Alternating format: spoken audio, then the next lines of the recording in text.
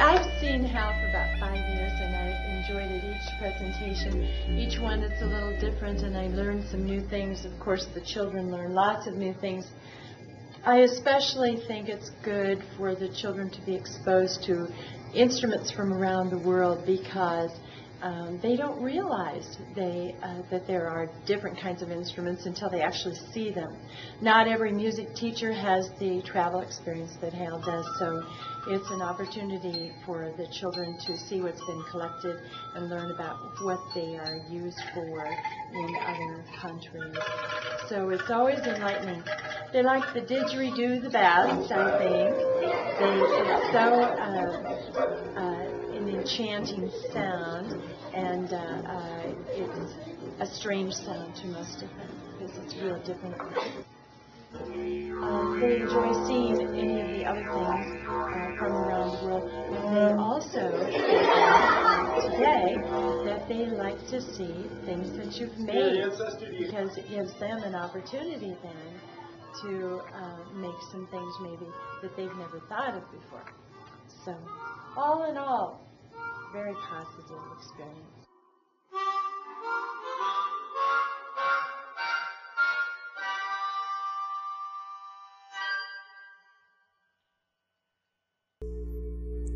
We live in a very difficult world. We have such a great need for creative people. Perhaps the world has always needed such people, but it seems now that our concerns are truly global. We need them more than ever. What are our responsibilities as educational leaders to ensure that we cultivate creativity? I believe that with children especially, the arts are key. I know that my programs are part of the answer because I aim to make my audiences fascinated with the subject of sound. I believe that curiosity drives creativity. I point to simple things, disposable objects like plastic bottles, paper tubes, string, PVC pipe, objects that are easily found in our environment, and then children start asking what-if questions. They ask, what if I put a hole in this tube over here? What will it sound like? What if I add a straw that slides back and forth? What will happen? What if I tape over that section and add some more stuff over here?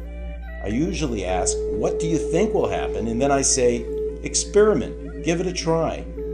After all, isn't that how we really want to apply our knowledge?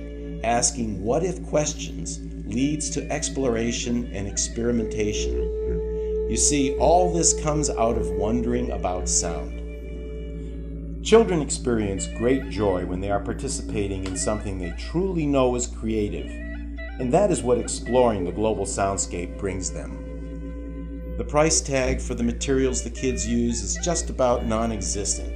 I encourage all my audiences to look around them for what is already there, and with a little manipulation start enjoying the sounds that can be made with them. In the hands of a creative mind, just about every item in our environment has the possibility of finding its way into an artistic setting. The human spirit revels in creative endeavors, and it is quite natural for us to become involved in creating expressive uses for the materials that are all around us. The subject of sound can be playfully introduced in a way that children have opportunities to be fascinated by it. My aim is for children to have a friendly relationship with sound. It is quite natural to think of sound as a medium for expression. We all use it as a vehicle for language. But it is much more than that. Children and teachers benefit by exploring the many possibilities of its creative and artistic use. I like to think that my programs and products encourage that kind of fascination, that kind of exploration and that kind of participation. I know that listening is a major concern in our culture. I've often felt that if children were given interesting things to listen to, they would develop as better listeners.